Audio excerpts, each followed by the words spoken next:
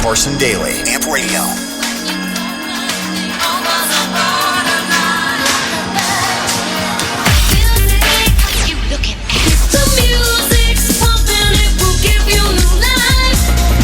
Madonna.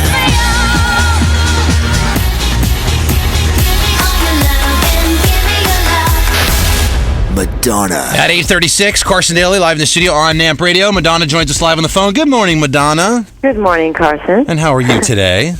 I'm just waking up on my second cup of coffee. Well, good for you. I got to tell you, I was on the 25-yard line, 8th row. Boy, that halftime show you put on was You were there? Oh, I was there. Are you kidding me? Wasn't that crazy? We had the best time. I mean, what was it like for you in the middle of the field? It was an overwhelming experience. I've never played in a round like that before in the middle of a stadium, and so I was worried about that. But and also, I'm not, it was on NFL turf playing in the middle of the Super Bowl, so I didn't know how people were going to respond, and it was just crazy. Was there? I think it's the best time I've ever had on stage. Honestly, it was one of the best times I've ever had just in my music career of watching music. I couldn't believe it. My girlfriend and I were looking at each other, and there was so much electricity in the air. And you know what it was? Yeah. There was a crescendo. There was like a moment when I think maybe when music came on, when it kind of like really, when like the electronic dance music part of it all just hit, and like I got goosebumps. Like I was blown away. And I wondered if you experienced that because you've done so many shows in your career.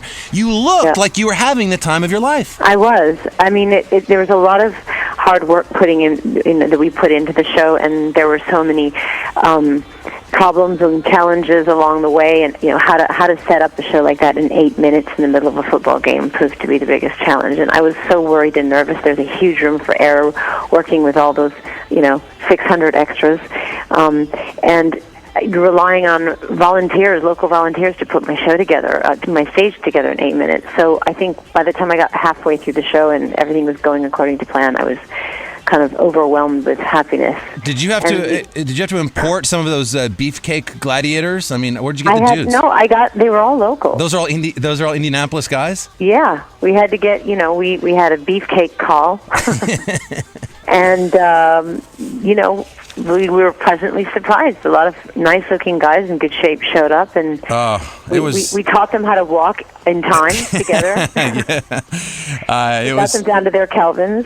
It was the largest viewership for a halftime show, Super Bowl history, 117.8 million viewers. Actually, more people tuned in to watch your halftime performance. It broke all records. It was incredible. It was a big weekend for you, and let's back into the record. MDNA comes out March 26th. You've done something that you've never in your career done. You really took advantage of that Super Friday there in Indianapolis, and you released "Gimme All Your Lovin'." You released your single. You released your the pre-sales, which went through the roof. I mean, I'm sure you're aware of all these stats. Yeah. You know, you're number one pre-order in 50 countries. Yep, and my movie came out. And WE came out in New York and LA. I mean, was there? It seems from where I'm sitting that this was, you and your manager guy was here, a good friend of mine as well. Did you guys orchestrate this whole weekend just a year ago? I have to say we did not. I mean, technically speaking, my film We was actually supposed to come out last fall, and then we decided to wait and not get it lost in all the big blockbusters that come out like Christmas time. And then it was decided at last minute by Harvey Weinstein to release it around the Super Bowl.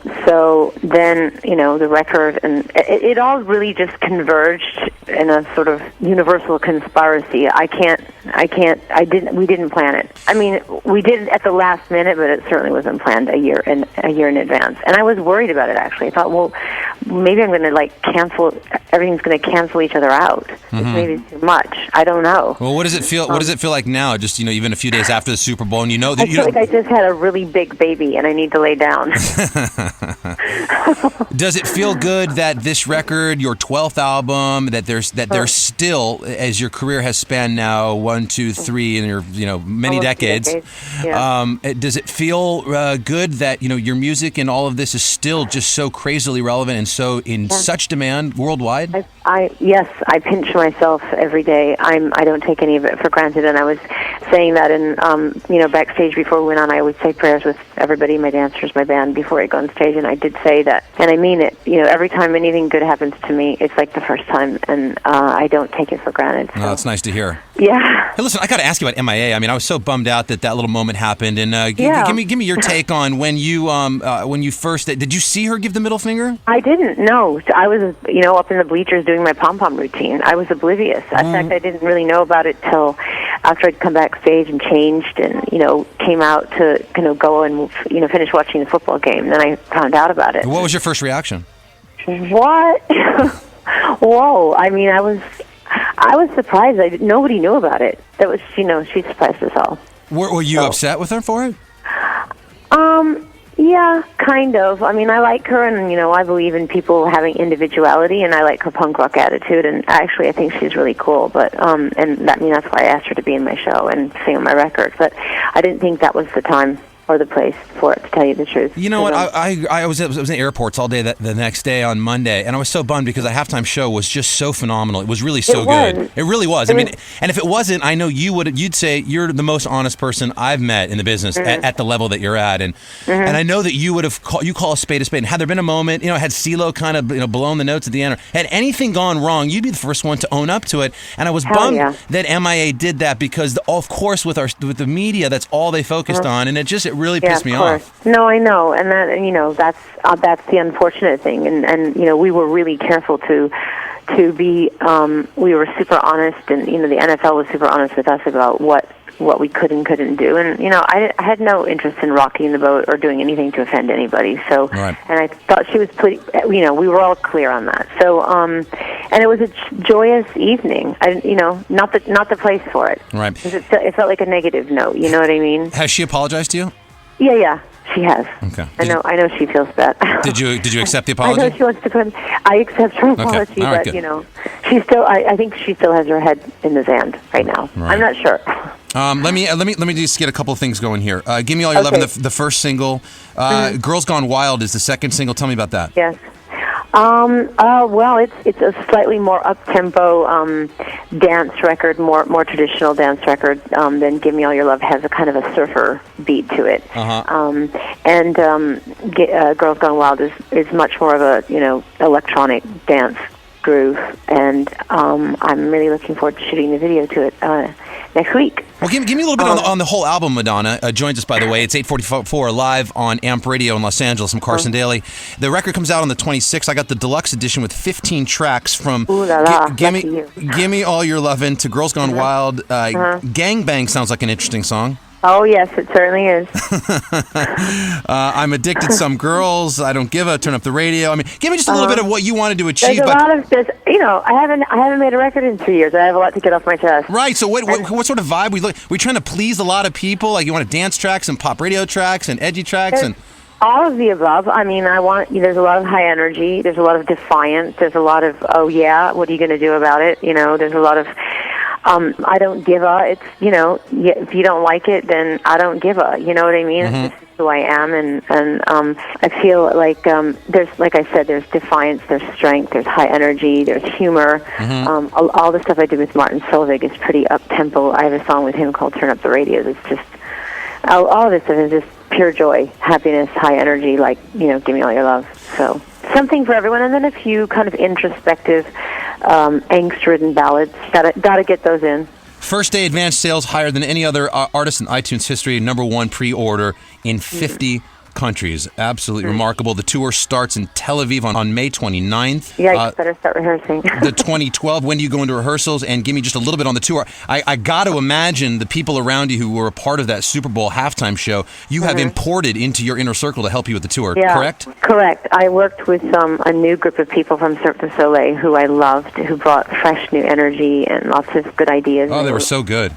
Amazing to collaborate with, and new group of dancers. Oh, that bouncy guy on the rope! What was that all? That was crazy. Andy Lewis, slackliner. He's awesome. This is a new extreme sport that's started a couple of years ago, and it's actually we're gonna work that into the show and do more with it. It was cool. What's it called? Slacklining. Slacklining? Yeah. It's like he's just like a tightrope on a rubber band, and that was nuts. Yeah.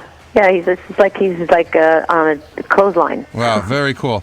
Let me go back to the movie for a second. It was great to see you at the Golden Globes on the red carpet. I don't know if you thought you were going to win, but boy, you did. You won Best Original Song for Masterpiece. I had no idea. Once again, totally surprised and thrilled. Really happy with. I think the soundtrack in general to the film is excellent, and I'm really proud of the movie. So I hope people check it out. Yeah, and it's I want to ask you, the Academy Awards now only nominating 2 songs for an Oscar, not allowing them to play this year. Do you have any thoughts on that? Not allowing who to play? The artists for songs for film on the Academy Awards. You know how they do that? Yeah, I didn't know they did it, but they usually do it. They usually do it, and now they're not doing it. In fact, only 2 songs were nominated for from films, and they're not allowing any of them to be performed, which is something a lot of music fans really look forward to during the Oscars. Who's going to perform? I don't know. Well, I don't know who else is going to perform, but not that. You're not aware of that, huh? No, I didn't know about it. That's a bummer. Yeah, it is a bummer. Oh, well. Is right. They should have nominated my song, and then I could have performed. Right. Well, maybe it's not too late. They're lost. Well, what's in the immediate future? You got I imagine a week here, 7 days, 10 days this week, next week to relax a little bit on the immediate future is I'm going horseback riding this weekend. Are you really? Great. Do you horseback ride? No one can stop me. Are you good? Do you ride English or Western? I ride English. Okay. Yeah. How are the kids, and how did they enjoy your show? They were thrilled. They loved it. They were mad at me because I didn't let them stay to the very last minute, but I didn't want to get stuck in that traffic jam. It was a traffic jam.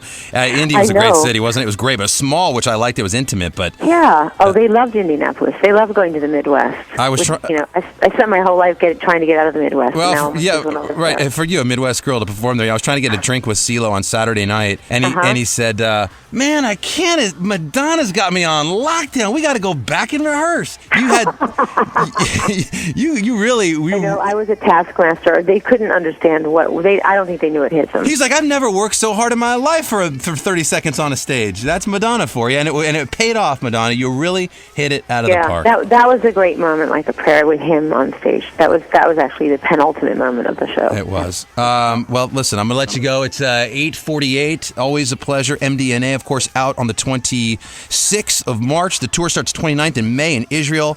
Pre-sales available now. WE, go check it out. It's open here in Los Angeles. Anything else? No. I think that covers it. I think that covers it. Thank you so much. Thank you, Carson. The most music every hour with Carson Daly, 97.1 Amp Radio.